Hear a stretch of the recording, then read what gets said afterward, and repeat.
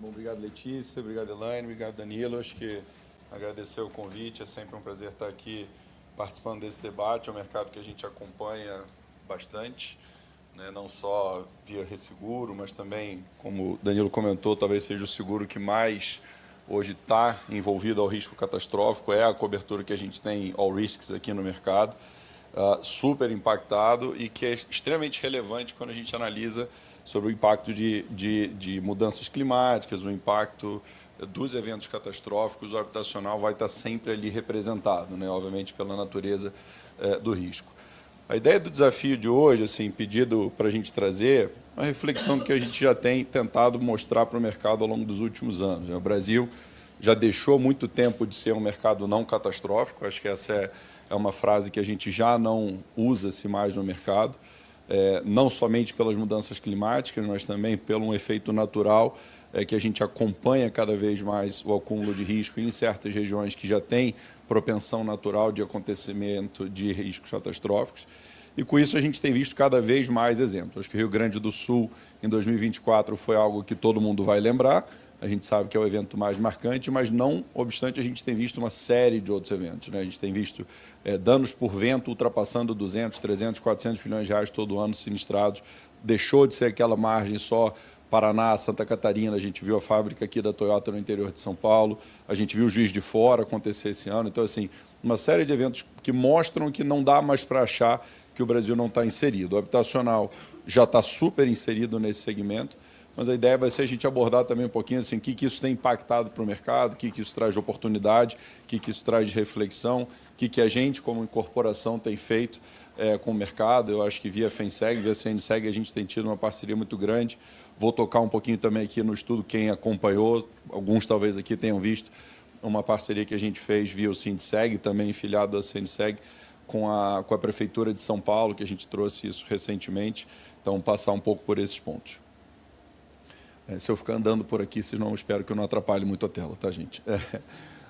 Então, um pouco do que a gente viu de eventos climáticos em 2025, né? Assim, como isso evoluiu de 2024, 2025, o que tem sido a tendência desses últimos anos, o que a gente já está vendo em 2026, e 2026, pelo momento que a gente está, exatamente do dia de hoje, 28 de julho, acho que tem alguns impactos. Primeiro, a gente está às vésperas de começar a temporada de furacões.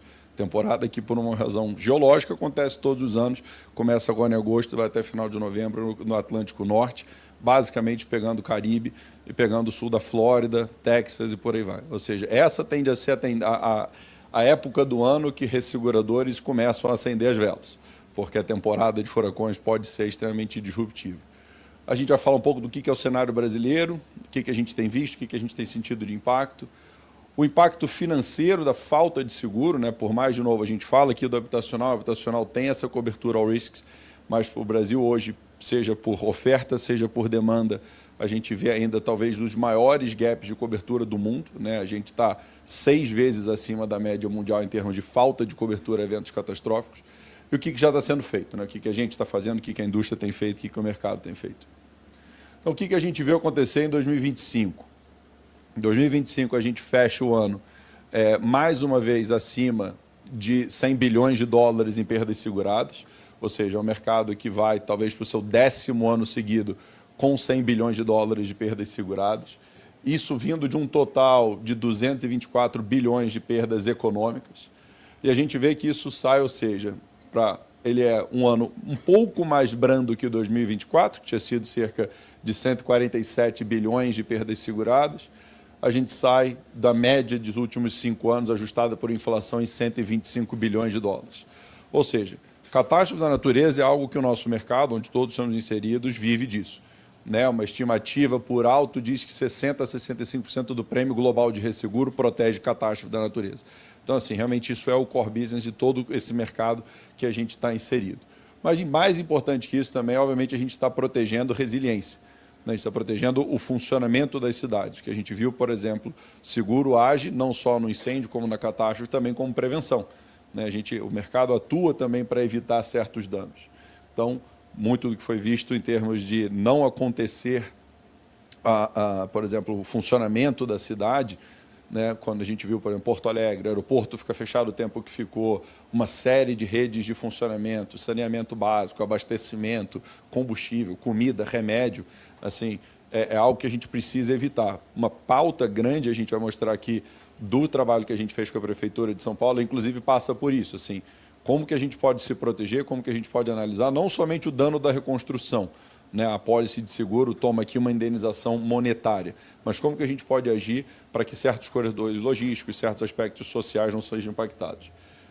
Então, voltando para o nosso ano, a gente viu, em termos de perdas totais, né, danos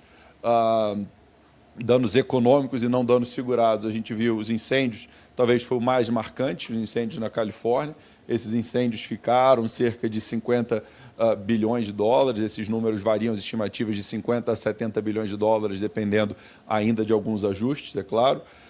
Perdas seguradas, aqui de novo, isso já é o primeiro marco, né? A gente vai para um evento que teve de 53, 40 bilhões de dólares de perdas seguradas. A gente está falando do estado mais rico dos Estados Unidos, do país mais rico do mundo, e que tem 70% desse sinistro foi pago por um esquema estatal. Então, assim, já começa a mostrar aqui a necessidade de que órgãos reguladores, o Estado, a indústria, precisa agir junto, onde você vai ver altos índices de penetração.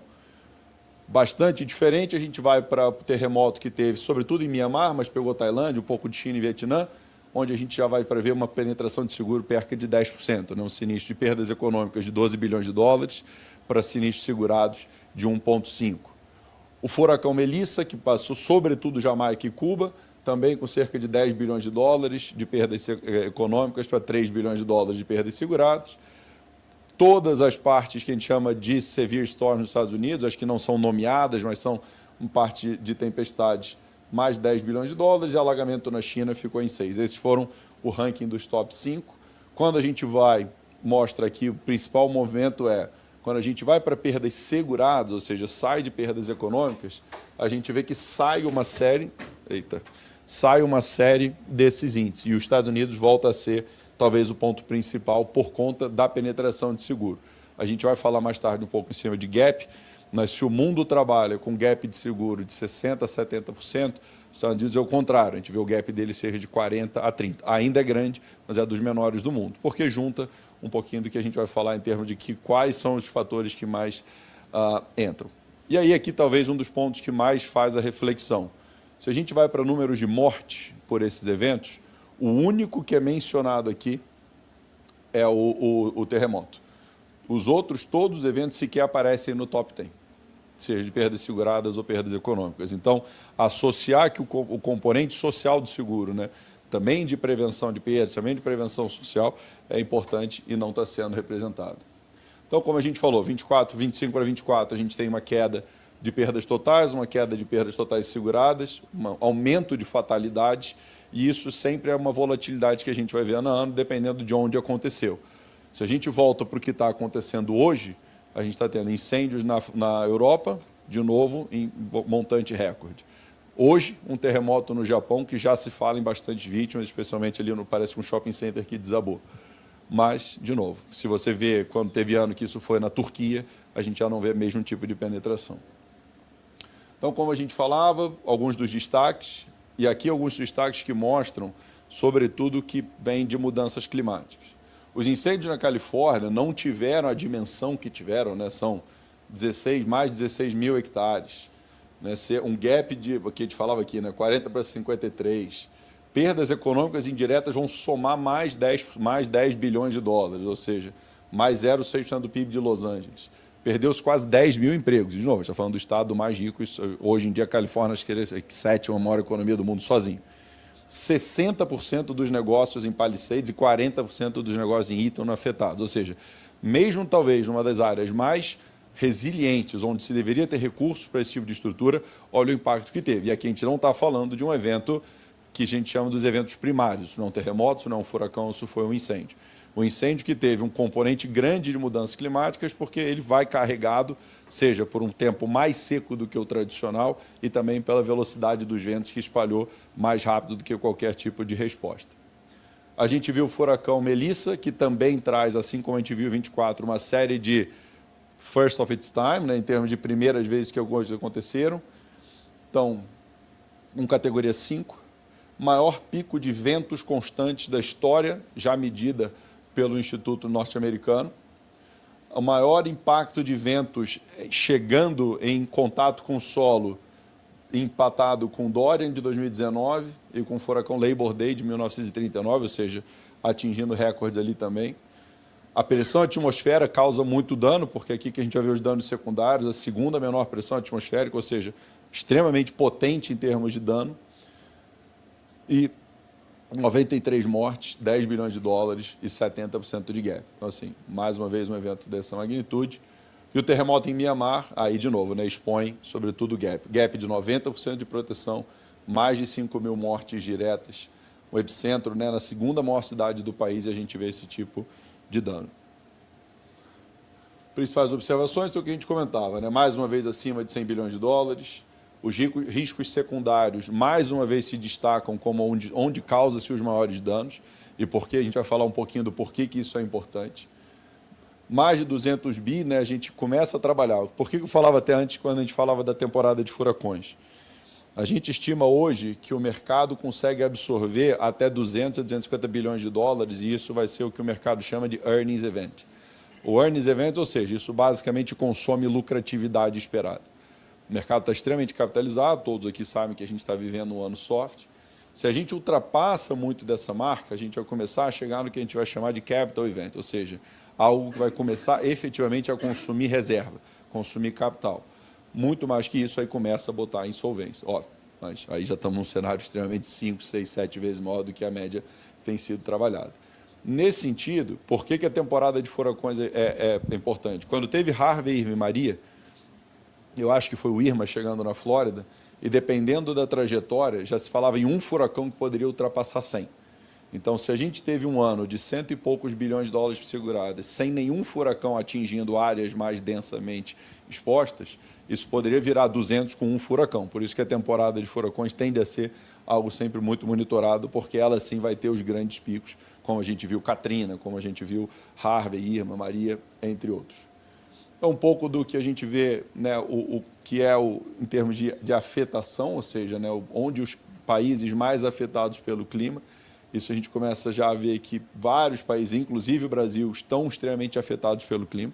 Por novo, né, não dá mais para medir aonde onde o Brasil não é afetado pelo clima.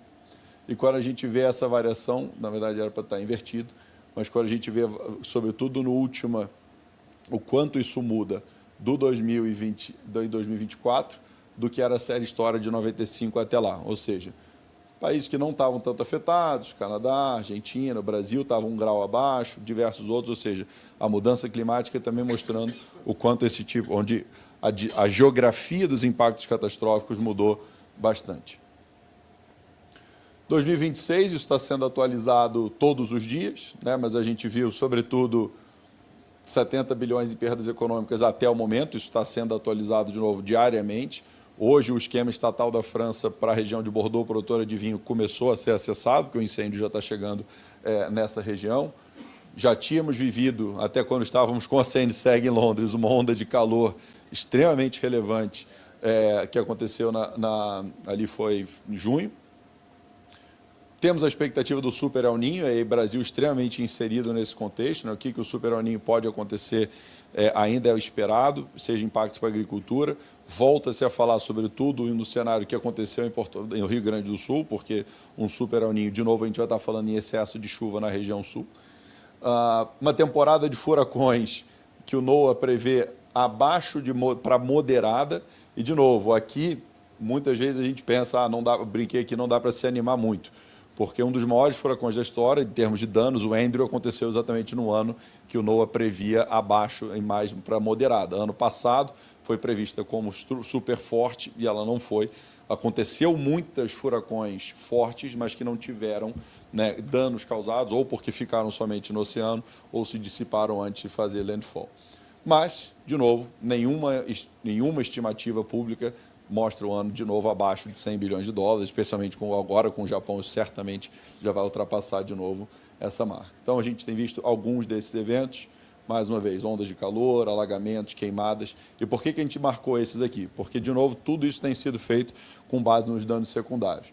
Danos secundários, que é onde a gente vai se inserir direto, porque alagamento é o maior dano que a gente expõe aqui no Brasil. E por que disso? Porque o mercado a vida inteira chamou de primários os danos que a gente conhecia. Terremoto, furacões, e agora a gente começa a ver que a maior parte dos danos vem dos secundários, queimadas, alagamentos, vendavais e por aí vai. Então, o Brasil vem já de uma série de eventos históricos, a gente deixou alguns marcos aqui.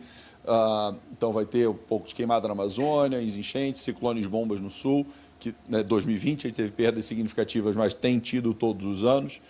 Petrópolis, que aconteceu em 22, além daquela que tinha tido antes em 2000, acho que foi 2011, 12. Enchente do Rio Grande do Sul. Esse ano a gente teve Juiz de Fora e tivemos os tornados no sul e sudeste do Paraná, que aconteceram, sobretudo o Paraná foi onde danos aconteceram em novembro de 2025. Segundo o CEMADEM, a gente tem foi um ano considerado como alto, de índice de atividade de danos catastróficos. Estima-se cerca de 30 bilhões de reais de perdas diretas causadas em 2025. Então, aqui não tem Rio Grande do Sul, onde esse número passa de 120 bilhões. E alagamentos ainda como principal causa, tanto de morte quanto de danos diretos. Quando a gente olha alguns desses dados, é importante a gente trabalhar. Aqui a Confederação Nacional de Municípios, no estudo deles, um estudo que acho que foi publicado em 24, se não me engano, ou 25, mas que mostra que mais de 93% de todos os mais de 5 mil municípios no Brasil tiveram, em alguma forma, um impacto com chuvas intensas ou deslizamento de terra, ou seja, algum diretamente climático. Hoje, em termos desses dados, são do CEMADEM, a gente tem cerca de 110 bilhões de impacto ao ano no PIB.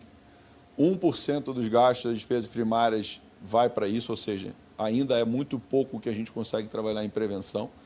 A gente teve um aumento de 126% no último ano de feridos, 3% de impacto no PIB agrícola, e isso, de novo, estamos falando do ano passado, não um ano ainda com Super El Niño, e 2% ao ano tem sido a queda do PIB de cada cidade, seja no PIB potencial esperado, de cada uma das cidades afetadas. Ou seja, por mais que a gente fique achando, e olha, obviamente o noticiário tende a ser quando a gente não vê danos sinistrados causados que o nosso mercado vai chamar a atenção, mas está acontecendo, ou seja, é um impacto social e econômico muito grande.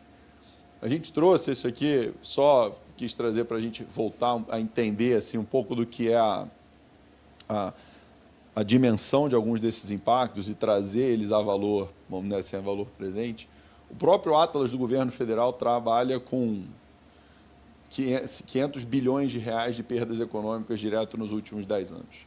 Se a gente fizer uma média direta, a gente vai estar trabalhando em 50 bi. 50 bi, no qual, se a gente pegar os últimos grandes eventos, de novo, Rio Grande do Sul é um estado desenvolvido da federação social e economicamente, a gente viu um gap ali de cerca de 95%. Então, a gente é uma economia basicamente não segurada nesse aspecto. De novo, sai do nosso ambiente habitacional, que é o seguro que tem essa cobertura mais ampla. Então, a gente é um país extremamente endividado, uma dívida PIB hoje que já ultrapassa 80%, e que a gente não tem como e não tem seguro, se a gente olhar como grande parte dos ativos. Ou seja, eu até brinquei com essa analogia uma vez, a gente é o cara que comprou o carro a prazo, está pagando e não fez seguro. E se roubar, você continuar tendo que pagar o banco, e você continua precisando de outro carro e você não tem como contrair uma dívida nova. Então, assim, a própria secretária do Rio Grande do Sul teve num evento patrocinado por um agente do mercado dizendo: a gente já conseguiu um alívio de não pagar dívidas. Se acontece um evento de novo, eu não tenho como deixar de pagar o que eu já não estou pagando.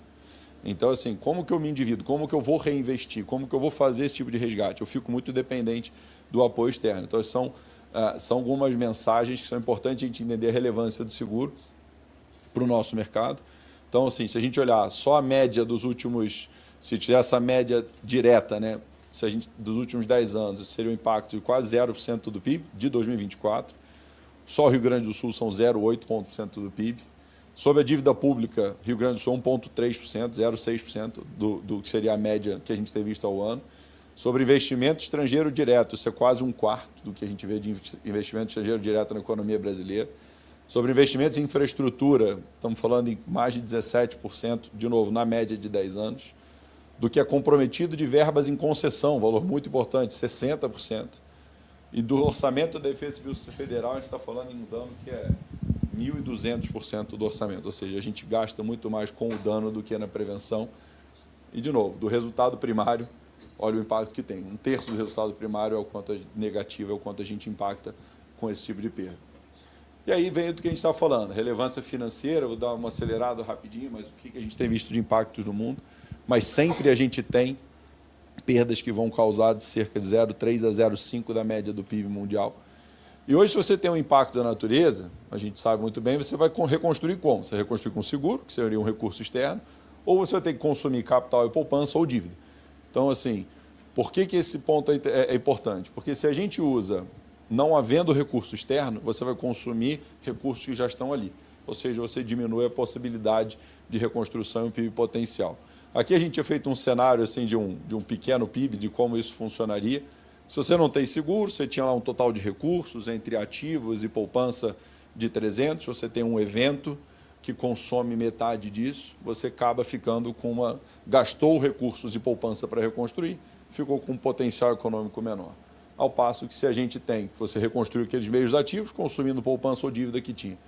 Ao mesmo passo que se a gente tem com seguro, você vai ter uma injeção externa, no momento inicial você gastou um pouco de dinheiro com isso, mas você acaba melhor do que isso. E o que eu tentei simplificar aqui com esse pequeno exemplo, existe um paper bem detalhado da OCDE que demonstra isso, inclusive com uma análise empírica bastante robusta, que mostra que regiões onde você tem alta penetração de seguro e resseguro, pós-evento catastrófico, o PIB é maior do que ele deveria ser antes.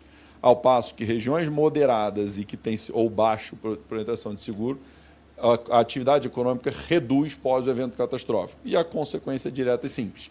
Imagina que a gente tivesse seguro de 100% do Rio Grande do Sul. A gente teria tido uma injeção de dinheiro não comprometido, ou seja, não é dívida e não é poupança, de 120 bilhões de reais naquela economia, para reconstruir, para comprar, para crescer, e os mesmos dinheiros e poupanças que já estavam lá continuam lá. Então você tem uma injeção externa, cresce a economia daquela região, ao passo que se a gente não tem, a gente só vê a oneração dos ativos que estão presentes. Então, esse paper da OCDE ele norteia muito dos trabalhos que a gente tem falado, porque eles demonstram o quanto é importante a gente trabalhar conjuntamente como indústria. Fiz alguma besteira aqui. Voltou.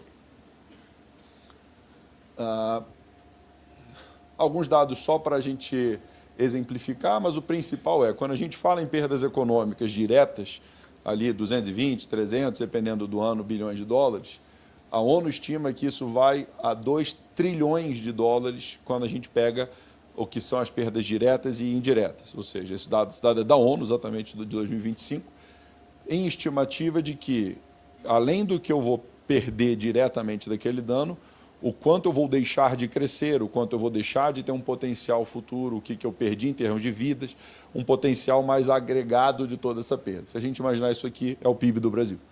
Então a gente perde um PIB brasileiro ao ano na economia mundial por conta exatamente desse tipo de dano, que é o que eles definem nesse paper como esse loop de amplificação, né? Você diminui capacidade de reconstrução, você diminui capacidade de endividamento, você diminui capacidade de impactos ambientais, diminui uma série de capacidades e potenciais que a gente consegue. Então, só exemplificando esses dados que eu falava. Ainda para o nosso mercado, é extremamente importante o impacto também que isso vai trazer em risco soberano, então a capacidade de endividamento. E por que eu vou falar isso? A gente começou a trabalhar numa iniciativa voltada para o Brasil, diretamente pensando na capacidade do Brasil, e isso é algo que todas as esferas de governo já estão presentes em discussão, que é a capacidade de endividamento. Ou seja, todas as agências de rating já estão olhando o quanto um país ou uma região é exposta a catástrofe da natureza, com ou sem seguro, e que isso impacta já a sua capacidade de endividamento, porque eu tenho que imaginar que se tiver um problema, esse país não vai ter aquela capacidade de recomposição de recursos da mesma maneira. O Brasil tem uma vulnerabilidade específica quando a gente fala sobre tudo o que são chamados os rios voadores, que é a umidade que desce da Amazônia e traz umidade especialmente para a região sul e sudeste. Aqui em São Paulo estima-se, acho que cerca de 30% da chuva que cai vem desse componente. Então a gente tem uma vulnerabilidade climática grande, onde 70% do nosso PIB está concentrado entre a região sul e sudeste. Então, muito importante imaginar que isso tem sido já debate e hoje a gente está envolvido, posso falar enquanto grupo, em algumas discussões com agências de rating e órgãos estrangeiros até, investidores que têm dívida pública do Brasil ou ações de empresas brasileiras ou globais expostas aqui se preocupando com esse componente. O Brasil está abaixo do nível de seguro esperado para a nona, 10ª maior economia do mundo, e isso já está impactando alguns modelos de financiamento de médio prazo. Já trouxe alguns desses dados, mas um pouco do que a gente vê em termos de gap de proteção. Basicamente, a média global ali está em cerca de 60%, Estados Unidos com uma média abaixo de 40%, de cerca de 40%, a América Latina, não obstante, fazendo feio, 80% de gap, o Brasil aqui com 95%, observado nos nossos últimos eventos, Europa 70%, Oceania 42% e a Ásia com 83%. E aí a gente começa a tentar entender o que explica o gap, né? Assim, e a Geneva Association fez um paper que explica bem um pouco do porquê, e eu acho que para o nosso mercado isso é bem importante. De novo, saindo do nosso seguro habitacional que já cobre. O principal ponto aqui é um tripé de disponibilidade de recursos, consciência de risco e disponibilidade do mercado segurador. Se a gente analisar o mercado americano, que é o menor, você tem os três. Você tem percepção de risco, porque tem furacão, tem tornado, tem terremoto, tem um pouco de tudo. É uma população rica, um PIB per capita alto e um mercado de seguros altamente desenvolvido. Europa, você tem mercado de seguros desenvolvido, PIB per capita alto, mas baixa percepção de risco. Os danos de inundação na Alemanha começam a ultrapassar 1, 2 bilhões de euros em 2009, 2008. Então, assim, a percepção de risco ainda é nova. Agora não. Agora você já vê Flood Re, Pool Re, Gariati, uma série de esquemas estatais que começam a se desenvolver ao longo das últimas décadas exatamente para fechar. E são nesses países, Espanha, Inglaterra, França, que aceleraram esse desenvolvimento, que a penetração de seguro é maior. E o Brasil? O Brasil, a gente tem um mercado de seguros bastante desenvolvido, a gente não tem uma renda per capita alta, a gente tem uma renda per capita média, e a gente tem baixíssima percepção de risco. O brasileiro, a gente até hoje acha que que a gente não é exposto à natureza. Tem música disso, tem um pouco de tudo. Então, assim, é essa percepção que a gente tenta trazer com esses dados, não é ser portador aqui do apocalipse, mas, assim, a gente precisa se conscientizar. E para o nosso mercado, isso é responder à necessidade de proteção, estar presente, precificar, mas também vira uma oportunidade de negócio extremamente importante, porque aumenta muito o volume de seguro. Então, o que a gente tem falado, né, de avançar? Acho que PPPs é importante, a gente falava Neoagro, a gente fala de análise de risco, mas o principal aqui vai estar na parte da gente entender o risco, né? Assim, o mercado é extremamente desenvolvido nisso, o mercado mundial tem uma série de provedores que a gente hoje, aqui para o Brasil, a gente não via, porque o mercado, de novo, tem baixa demanda, os grandes provedores internacionais não tinham necessidade de ir lá trazer, o mercado não ia comprar. Então, a gente recentemente fez esse modelo que começou a construção em 2021, 2022. Estávamos prontos logo depois do evento no Rio Grande do Sul. E é um modelo que a gente tem trabalhado com diversos dos nossos parceiros, inclusive os que aqui estão, usado aí, seja para precificação do risco da natureza, para modelagem atuarial desses riscos, e é um modelo que funciona exatamente como modelo para Caribe norte-americano completo, modelo probabilístico de catástrofe completo. E o que a gente tem feito, por parar lá do propaganda e falar um pouco dos impactos? Assim, o que a gente tem conseguido fazer? No geral, a gente trouxe cerca de 7 a 8 vezes mais limite de catástrofe para o Brasil, ou seja, as seguradoras que quiseram comprar puderam trazer esse limite, o mercado de resseguro trouxe. Isso é mais resiliência, isso é mais solvência para o nosso sistema, para que mais oferta se traduza na ponta, inclusive no habitacional. A gente conseguiu reprecificar certas regiões até para parceiros, mostrar também para os seus apoiadores, seja sócios, seja capital, seja resseguro, que eram regiões que podiam ser seguradas a determinadas taxas. E a gente conseguiu, por exemplo, fazer com a parte do projeto com a Prefeitura de São Paulo. Aqui um pouco do que está por trás do modelo, uma série, você vê a quantidade de bases de dados que estão por trás desse caldeirão que vira um modelo matemático.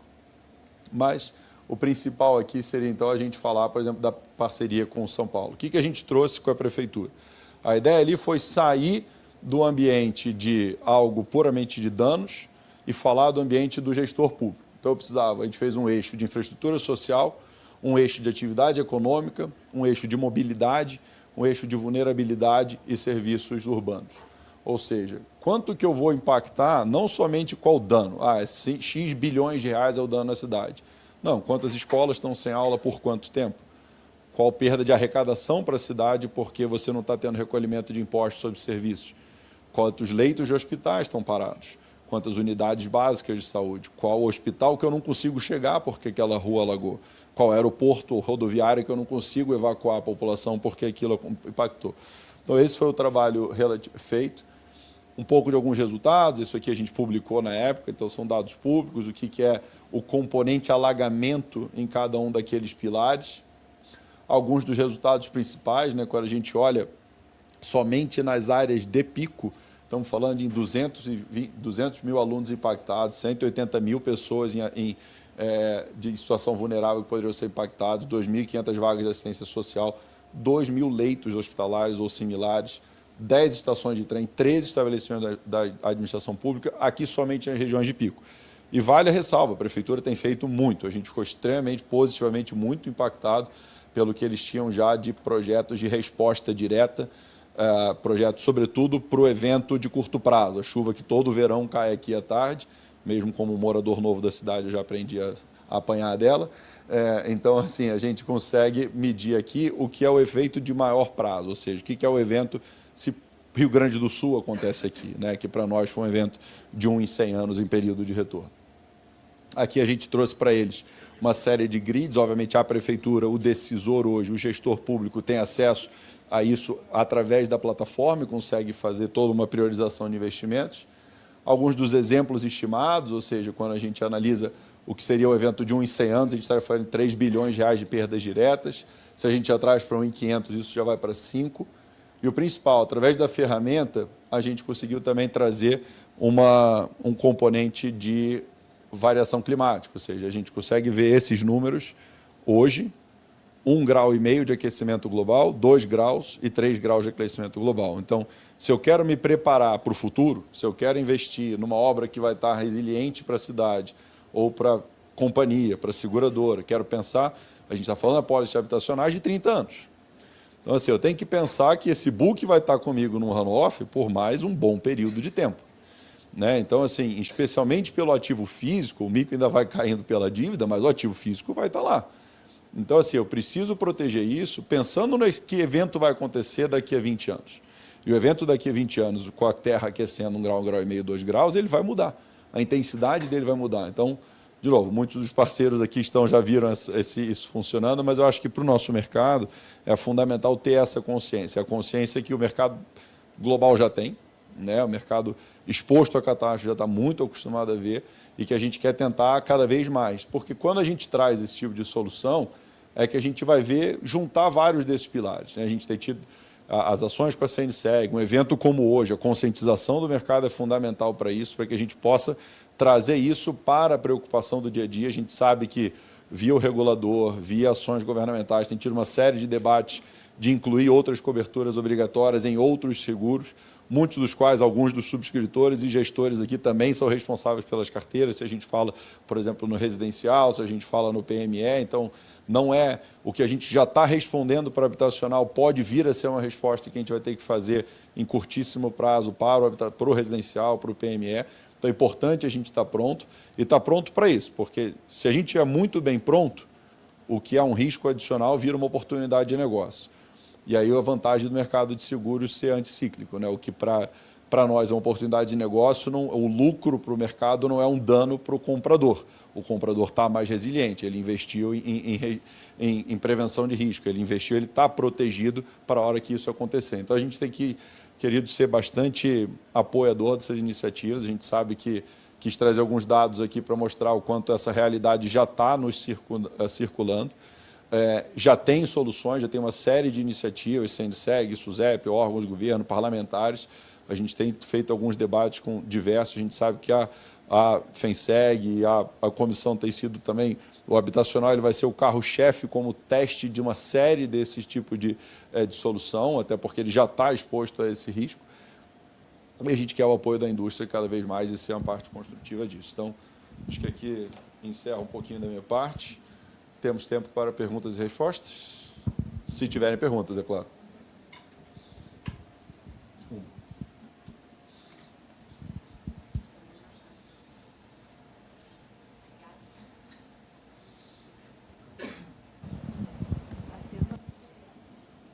Oi, agora sim. Oi, Pedro. Monique, Superintendente de Sustentabilidade da CNSEG. Você passou muito rápido ali na modelagem. E aí, se você puder falar, então, 2 minutinhos, como esses fatores climáticos estão incidindo na modelagem para dar um ar mais palpável? Eu consigo voltar aqui? O que influencia, por exemplo, para redução de risco, para aumentar risco? Vou dar um exemplo aqui, até com o trabalho que a gente está fazendo em São Paulo, por exemplo. Eu não vou passar nome a nome todas as bases de dados aqui, tá? Mas, por exemplo, a gente tem, se eu não me engano, o Flowpros. O Flowpros é um catálogo global, como ele diz, de uma empresa que provém uma leitura atualizada anualmente de toda a capacidade de escoamento de alagamento a nível mundial, seja do ambiente urbano, seja do ambiente não urbano, por questões aí, vai ter uma série de ciências e imagens de satélites com a capacidade de absorção daquele solo. O que a gente está fazendo, por exemplo, aqui eu sei uma rua aqui em São Paulo que tem probabilidade de alagamento alta, dá uma corzinha roxa no mapa, que a gente está trabalhando com eles. Se eu fizer aqui um bolsão de alagamento, se eu quadruplicar a capacidade de escoamento dessa adutora que passa aqui, o que eu vou fazer, o que isso vai mudar para a gente fazer, por exemplo, o que essa rua vai virar. E é exatamente isso que a gente está fazendo com eles. O modelo é aberto para eu mudar exatamente isso. Então, não somente eu poder ter análise do impacto hoje, mas eu poder medir quais são as obras, quais são as intervenções ou os investimentos em resiliência que mais vão impactar aqui. Então, esse é um dos exemplos. Por exemplo, a gente tem toda uma parte de capacidade de base que a gente chama de surface water, né? Então, assim, quanto que a vegetação interna consegue criar. Então, outra coisa que a gente está trabalhando consegue absorver com a prefeitura. De novo, aqui no exemplo de São Paulo. Qual o percentual da cidade hoje é coberto por área verde? Se eu duplico esse percentual de área verde, quanto que eu consigo absorver mais frente a um alagamento? E eu tenho exatamente a redução de danos naquela área próxima, que hoje eu vou dizer, isso aqui é um quarteirão de serviços. Se eu transformo esse quarteirão de serviços num bosque urbano, com determinado tipo de vegetação com a capacidade de absorção de água. Talvez essa área aqui em volta, ela sai de ser roxa ou vermelha, ela vira verde. E aí eu tenho dano, reduz o dano, seja o dano de reconstrução, seja o dano do que seria o nosso lucro cessante também de arrecadação municipal. Então, até para alguns exemplos aqui para mostrar como que a gente usa ele também para priorizar investimentos para frente. E para trás, se eu não tenho essa prevenção, por exemplo, se eu vou trabalhar com órgãos, por exemplo, de uma concessão. Quanto de seguro eu tenho que exigir do concessionário? Se eu não vou fazer, se ele vai fazer alguma obra disso, qual o impacto que ela vai ter? Ou se nada é feito, qual é o trajeto que uma rodovia passa? Quanto que ele tem de zona de pico, seja em praça de pedágio, seja numa ponte, seja num viaduto, seja ou num alagamento mesmo, que ele deveria comprar, até para que a gente evite aquela discussão de repactuação contratual, que esse dano é do construtor, esse dano é do dono do ativo, esse dano é do inquilino, né? No fundo, a concessão não tem tanta diferença com isso. Então, alguns exemplos do que a gente consegue fazer entre as bases de dados que estão ali dentro. Pedro, nós temos uma pergunta aqui de um colega aqui virtualmente. O Brasil tem um gap na contratação de seguro, mas como habitacional é de contratação compulsória, pode-se considerar que ele é o ramo mais sujeito à afetação dos riscos climáticos? Acho que hoje sim, com certeza, porque ele já tem essa cobertura all risk. Em volume, a gente ainda vê, se eu olho, por exemplo, o Rio Grande do Sul, né, uma observação empírica, algumas apólices de riscos nomeados operacionais tiveram maior volumetria de sinistro, porque você está falando de sinistros individuais que vão para centenas de milhões, mas em termos de itens expostos, certamente o habitacional é líder disso, junto do automóvel, mas o automóvel é um dano móvel. Então, assim, você presume que você tem uma fuga da zona de pico quando tem um problema. É claro, a gente viu uma série de danos que saíram de gente, garagens parados, mas, sobretudo, o habitacional é, com certeza, em termos dos riscos estáticos, em quantidade, a maior exposição que tem no Brasil. Tem mais uma lá no fundo.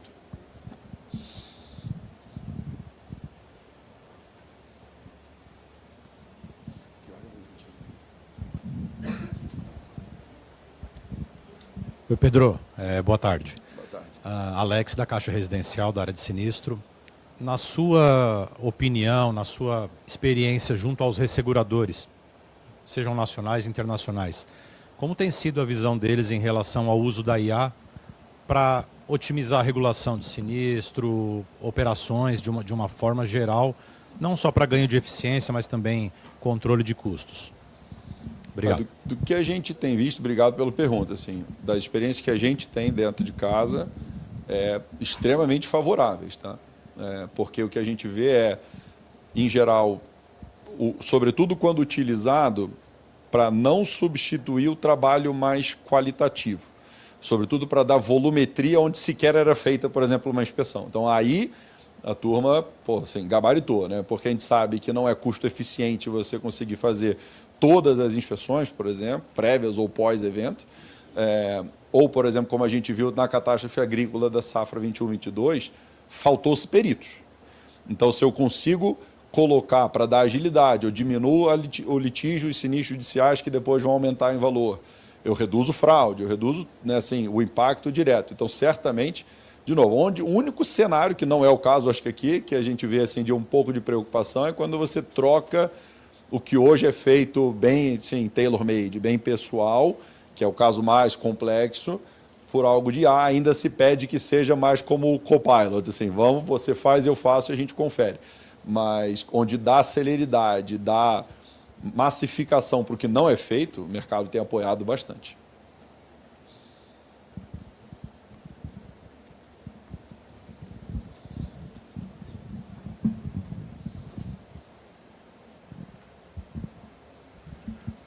Boa tarde. Boa tarde. Sou Rodolfo, da Zurich Santander. Acho que você traz aqui, acho que eu vejo um pouco como uma quebra de paradigma do que a gente costuma analisar como precificação, né? Então, é comum das seguradoras sempre precificarem olhando para trás. Você está propondo, fala, não, a gente tem que precificar olhando para frente, principalmente no nosso caso do habitacional, contratos de muito longo prazo. E eu queria fazer um pouco de uma analogia com outros produtos que eu já trabalhei, que era seguro, fiança e garantia, que essa parte de coeficiente climático não era levada em consideração, porque a gente estava olhando a inadimplência. Só que, por exemplo, no Rio Grande do Sul, tiveram sinistros que a gente não conseguiu indenizar porque a imobiliária foi impactada. E hoje e aí muitos clientes falam assim, mas como é que eu vou ficar adimplente se eu não tenho nem mais meu imóvel, se eu não consigo acessar? Então, eu vejo um pouco do que você propõe aqui, de discussões que a gente precisa ter, de repensar todo esse modelo de negócio e como que ele passa a se comportar a partir de agora. Não sei, só de dúvida. Obrigado pelo comentário. Acho que é o que você falou. A gente também tem, obviamente, uma atuação grande com a parte de garantia. Então, por isso até que a gente tem, se hoje disser que as 3 grandes agências de rating, todas já têm modelos, né, climáticos voltados, até para o Brasil. Então, assim, não tem um S&P, um Moody's, um Fitch hoje que já não tem uma análise voltada para a resiliência climática. A gente vê hoje, quando a gente trabalha em consultoria de ratings globais, especialmente quem está em exposição em zonas de pico, Estados Unidos principalmente, é uma discussão constante, né? Você tem que mostrar modelo para o cara exatamente qual é a sua exposição catastrófica e ir para frente, porque isso, né, tem sido um requerimento importante. E eu acho que o principal, quando a gente fala da mudança climática e esse paradigma, eu gostei das maneiras que você trouxe, é você evitar a teoria do viés de sobrevivência, né? Que, para quem não sabe, é aquela coisa, eu vou reconstruir onde eu vejo que foi impactado. Mas, na verdade, talvez eu tenha que analisar onde não foi impactado, porque hoje o clima está mudando. Então, o que a gente vê é isso. Eu vou precificar, olhando. A gente olhava Vendaval imaginando ali, norte de Santa Catarina, Paraná. Aí você tem uma fábrica inteira da Toyota destruída no interior de São Paulo. Então, assim, evitar o viés de sobrevivência, especialmente num país que a gente tem, acho que vocês vão ter os dados melhores que eu, mas se a gente olha a residencial, acho que o quê? 25%, 20% das casas são seguradas. 17%, aí, ó. Danilo estava na ponta da língua. 17%. Então, se eu olhar só o histórico de sinistro, eu estou olhando exatamente em 17% das casas que compram o seguro. E os outros 83%? Né? Assim, é porque esses caras são abençoados por Deus e não tem nada e não precisam comprar, ou porque também tem risco ali, eu tenho que responder a essa demanda. Então, eu acho que quando a gente fala na mudança do paradigma é muito para isso. Especialmente em um país que a gente tem penetração baixa, por que eu tenho essa penetração baixa? Né? E como que eu vou precificar o resto? Como é que eu vou precificar esses outros 83% olhando só para 17%? Acho que isso é um pouquinho do que a gente vê e o clima está mudando. Então, a gente precisa certamente olhar e, com certeza, a parte de risco financeiro vai ser muito impactada.